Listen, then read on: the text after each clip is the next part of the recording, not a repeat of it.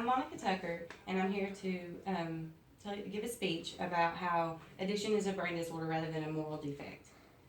Addiction is defined as a dependence on any type of substance that prevents somebody from living a functional life. For example, someone could be addicted to nicotine, drugs, alcohol, or a variety of different substances. My speech will primarily be focusing on how drug addiction is more of a brain condition than it is a moral choice. Many studies have shown that drugs can impact a brain in a significant way. According to the National Institute of Drug Abuse, an addiction is described as a prolonged relapse characterized by habitual drug-seeking behaviors. An individual who suffers from an addiction seeks out these drugs for instant gratification. The drugs target the brain's reward system, providing them and flooding them with synthetic dopamine, which produces pleasure and happiness. When dopamine isn't naturally produced, the individual seeks this substance to feel that feeling of happiness that they're missing and to fill that void. It can leave a long-lasting effect on the brain and how the configuration is made up in the brain. Addiction is also a hideous disease that influences someone to act out on character defects and exhibit abnormal behaviors.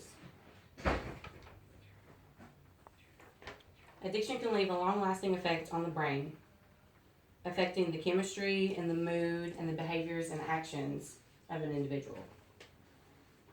Often, individuals who suffer from an addiction lack the coping skills needed to successfully manage those cravings and those triggers, which means they're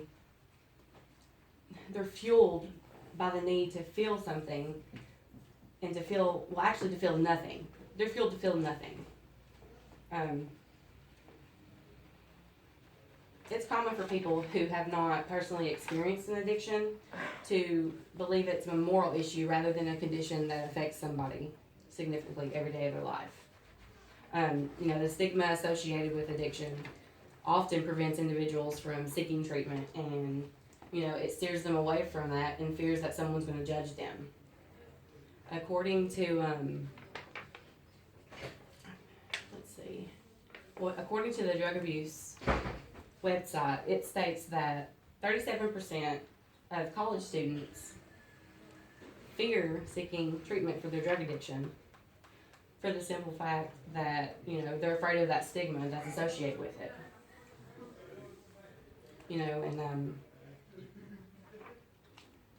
If we focus on a solution rather than the issue at hand, like instead of looking at it as a moral issue, it's easy to treat and it's easy to manage for the person who's suffering from an addiction. There's many forms of treatment for addiction. There's abstinence-based, which the individual withdraws off of the substance and does not need to take medications to manage their triggers and their cravings. There is also medicated assisted treatment, which is like Suboxone or methadone. This is medications that help with the craving and the triggers, but it's combined with counseling to address the issues.